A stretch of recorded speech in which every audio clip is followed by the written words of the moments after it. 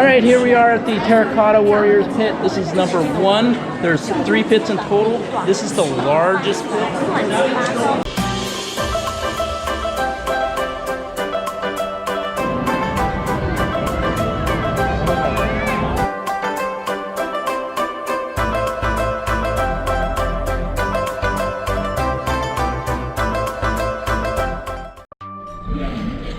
Good morning. It is breakfast time here at our hotel, and guess what? I'm gonna have sushi just because they have it. Yeah, look at that sushi. Look at Carly's having. Look at Carly's having. Yeah, wonderful buffet style breakfast here. Pick what you want. You got your traditional American cereals, milk, fruit, but no sushi. Fried rice and greens. Yeah, that's what I'm gonna be. Yesterday was really harsh, even though we didn't walk a whole lot. It was just cold and rainy, wet, shoes are wet. Just kind of got cold. So here's the rest of my family. Yeah, so we'll see how today goes. Bit of a sore throat. We're leaving at 10, so we're eating quick and meet up with our tour guide. Wally.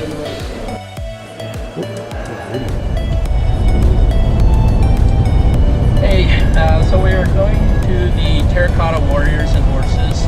They were discovered in 1974 by a local farmer. They're over 2,000 years old.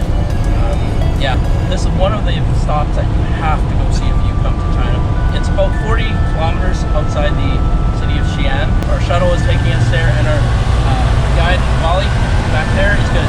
Already told us a wealth of information, and we're going to go there and learn a little bit more about what these warriors are all about. And also after the May 1st Labor Day holidays, nearly 95% of the Xi-an local taxis being changed into this golden yellow color ones. They don't use the natural gas or the petrol as energy, but use the methanol. 100%.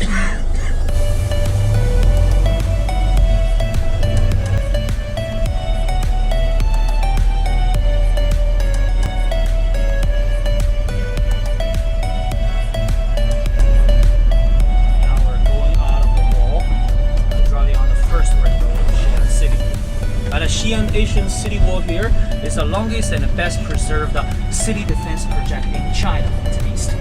Normally I say 13.74 kilometers total length. Alright, so we made it to the Terracotta Warrior Visitor Center here. Once again, like in China, there's a security gate, so you can see that Terracotta Warriors. So we're going to go through security, and then we'll be indoors and hopefully out the rain. Alright, this is building number 1. That contains pit number 1 here. Pit number 2 is over the building far right, and then beyond that is pit number 3. Considered as one of the most remarkable man-made structures in the world. These life-size Terracotta Warriors, something that you have to see. So that's why we are here. We're going to check it out and learn more. Alright, here we are at the Terracotta Warriors pit. This is number 1. There's 3 pits in total. This is the largest pit. There's 6,000 Terracotta Warriors believed to be buried in here. So yeah, you can walk around the building, and you can see the other side. There's lots of people here. So we're going to check it out. On the western end, standing on the platform, that's a place I call it the Terracotta Soldiers Hospital. Like a hospital to the doctors today, the archaeologists, to restore them. Yeah. You can see the ones that are and judging by the intensity of the formation in each of these trenches, it will be more or less 6,000 Terracotta warriors and horses. And most of them, infantry. Yeah, infantry.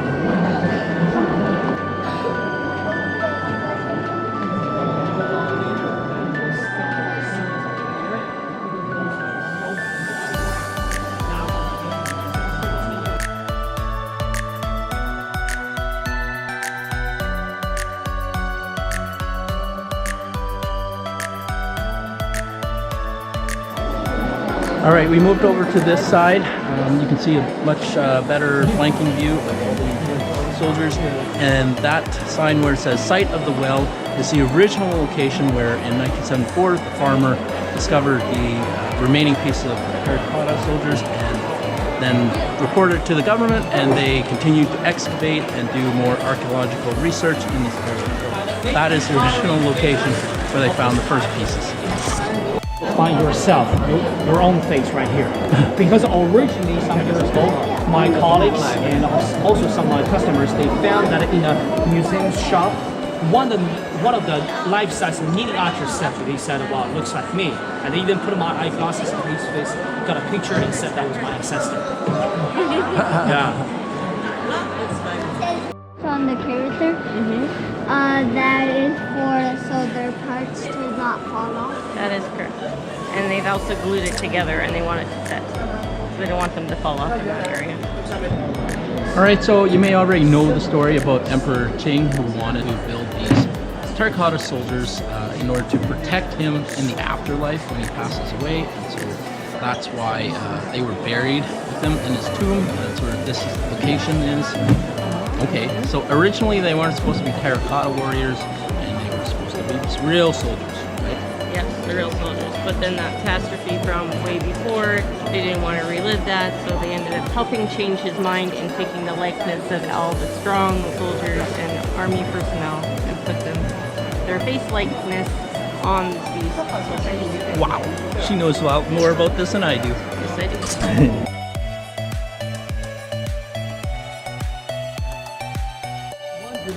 Started the job. This is pit I number would 2, say at and least as you within can a see, recent of 5 to 7 years. when the roofs collapsed, they're not it's still gonna in its do original form. They haven't because begun we already excavating brought them. those broken They pieces, are most of working the primarily on pieces pit from the number northeast 1 because quarter. that's where most of them found, and it's going to take a lot of work. As you can see, it's half the size of pit number 1, but there is going to be a lot of work in order to excavate and uncover the soldiers. I also learned that the tombs themselves and the warriors took about 10 years to make.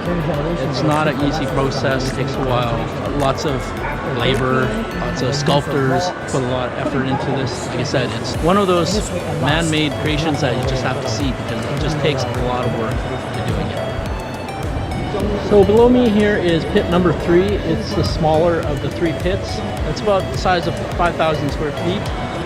You can see the best feature of this is the chariots and the 4 horses that are down below. And then the really nice statues that are just behind that, number 36. And then all the other ones that are missing heads, as you can see. I don't know what happened to them, but they're missing heads.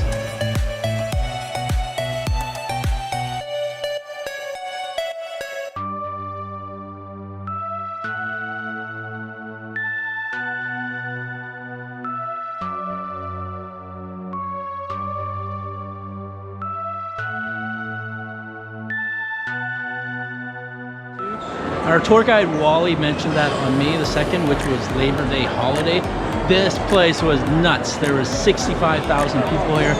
Couldn't move. They had to stop selling tickets because they just couldn't admit any more people into this facility. So if you ever want to come China, stay away from Chinese holidays because it gets crazy here. Today's really nice because there's not as many people. The rain probably keeping people away.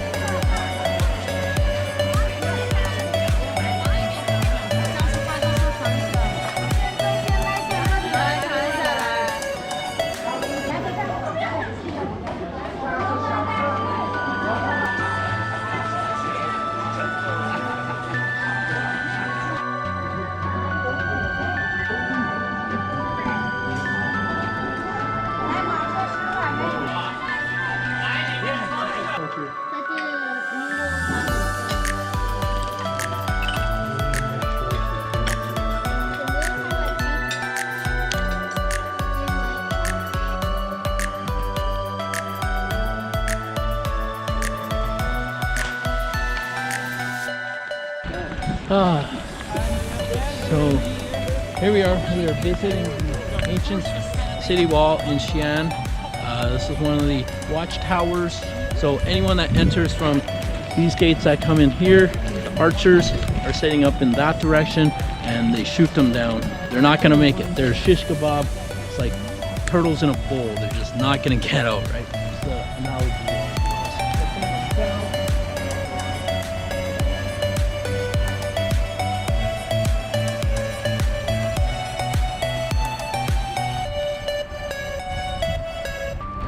This is the north gate of the wall. Yes, and I remember 2006, 2007, not in the recent years, but All right, here we are. We made a pit stop at one of the 24 watchtowers along the ancient wall here. There's 24 of them, and there's 98 ramparts. This is rampart 69. They are all numbered so that you know where you are in relation to, I guess, where you need to be. The perimeter itself is 14 kilometers long. We're not going to walk the whole thing. It's raining, but this is the interesting part of the north gate area, and this watchtower is really nicely preserved. It's still standing. The history of it is that archers, shooters, they throw arrows, javelins, crossbows, stuff like that, anything to stop the enemy from invading. That's the purpose of the watchtower.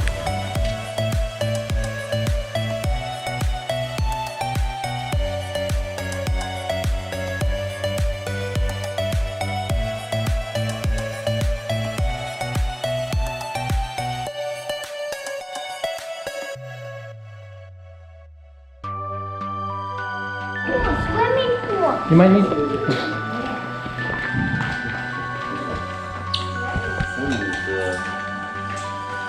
Need a card?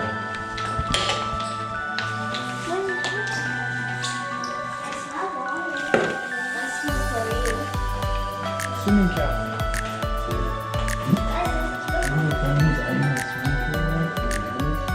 So maybe it's not ready yet.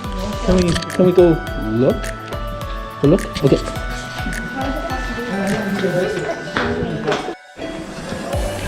Can exercise after taking a nap.